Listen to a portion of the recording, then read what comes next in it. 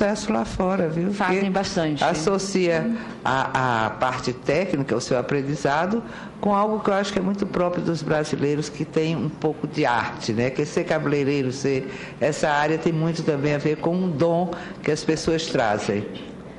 E pela própria característica de atendimento. Nós temos ex-alunos em Beverly Hills, no Canadá, em Palma de Maiorca, e vai por aí afora. Tá? Em São Paulo agora começa a aparecer o curso de visagismo, que na verdade é um apanhado geral da teoria do belo, né? Da teoria do belo. Justamente para tentar chegar nesse curso técnico. Né? Tá ótimo. Então, era isso também, para que a gente pudesse conhecer melhor, até para ter, já que nós vamos ter que regulamentar, somos favoráveis, eu acho que a Casa aprovará essas profissões que são muito importantes na vida e gera muitos empregos, realmente geradoras de emprego, 1 milhão de empregos. Isso é algo que a gente tem que apoiar, mas tem que criar condições que essas pessoas se sintam protegidas. Como é que vai ser na velhice dessas pessoas, quando adoecem?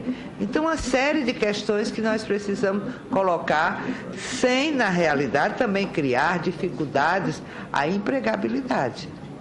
Porque não adianta se criar, fazer uma regulamentação de forma a que ingesse. São pequenas empresas, a grande maioria são microempresas que têm que, na realidade, também se adequarem a essa nova realidade e ter os seus profissionais reconhecidos. Muitos já fazem isso de forma até espontânea, que nós sabemos.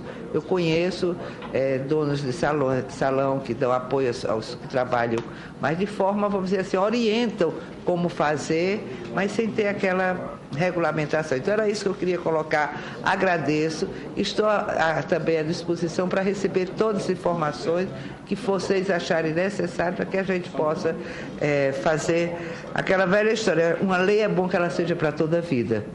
Não seja uma lei que precisa a cada instante ser modificada.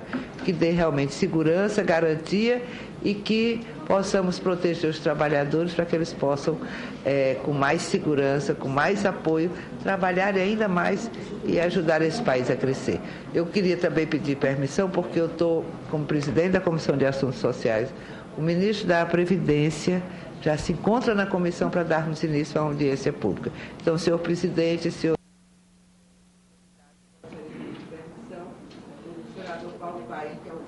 o presidente vai continuar aqui, o vice-presidente da Casa vai continuar até eu finalizar. Obrigada.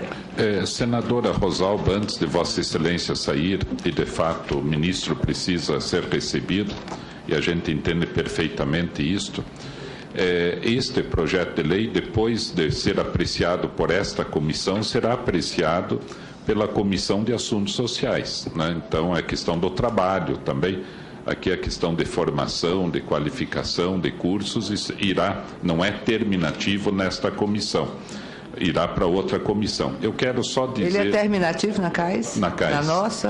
Na nossa, o senhor também participa da Comissão de Assuntos. Não que é terminativo, porque como tem origem na Câmara dos Deputados, será apreciado pela comissão e depois pelo plenário. Certo. Mas eu só quero sugerir que nesse meio tempo nós possamos tratar do assunto com celeridade, com pressa também, para atender a necessidade, mas ao mesmo tempo já convidar o Ministério do Trabalho e a própria Confederação para que, havendo alguma necessidade, temos assim um posicionamento oficial para que haja assim já um entendimento no sentido de aprovação do projeto, né, dada a sua relevância, importância, e que esteja de acordo com aquilo que o Ministério do Trabalho pensa sobre o assunto, para não haver a possibilidade de veto na sequência, né?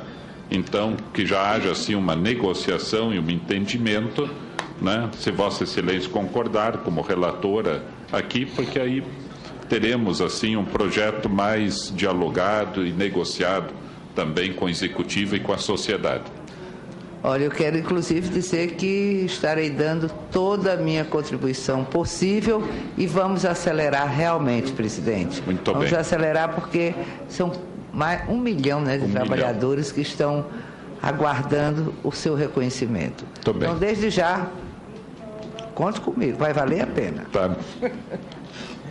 Passe em seguida a palavra ao senador Sérgio Zambiase. Presidente Flávio Arnes,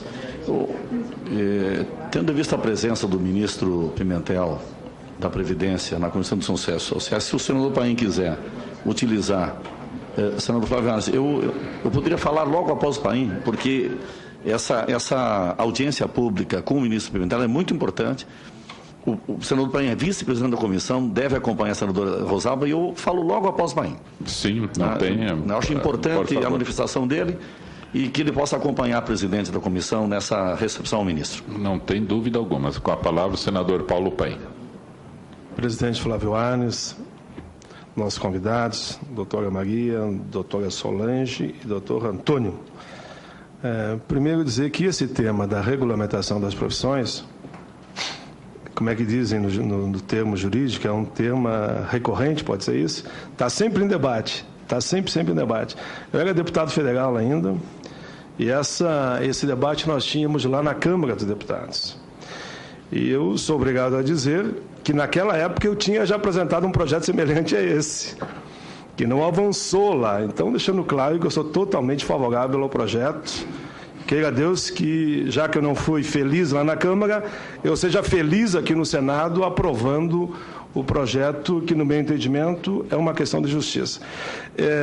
Eu recebi hoje pela manhã ainda uma ONG, que, segundo informações deles, eles têm uma relação a nível nacional e internacional com o tema regulamentação de profissões.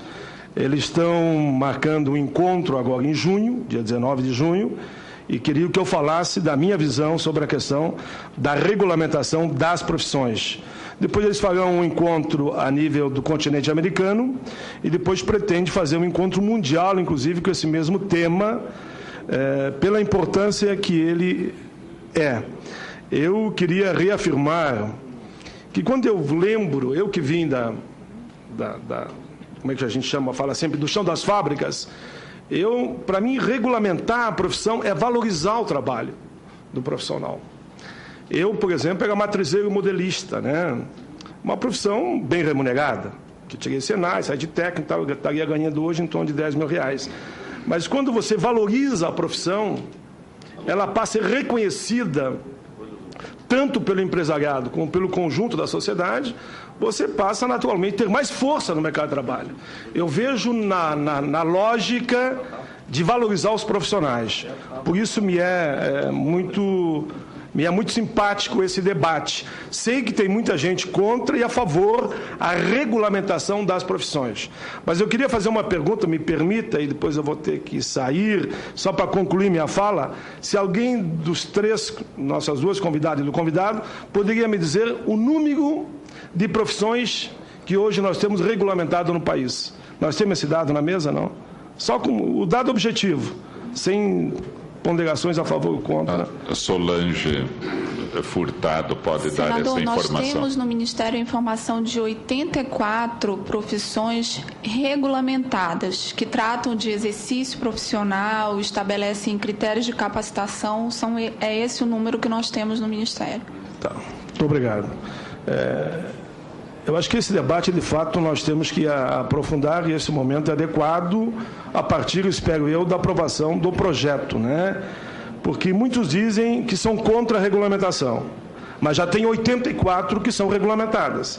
É natural que outros setores também queiram ter o mesmo direito de ver a sua profissão, que se está sendo apreciada no Congresso Nacional, é de caráter nacional, é uma lei nacional, para que possam, mediante, que está muito bem colocado aqui, atividades que trata o artigo portador de diploma do ensino fundamental, aqui fala o projeto, portadores de habilitação técnica específica fornecida pela entidade pública ou privada legalmente reconhecida, ou seja, há todo um critério. Eu estou sintetizando, claro que não vou ler, aqui tem todo o projeto discorrendo da importância da regulamentação. Mas, por fim,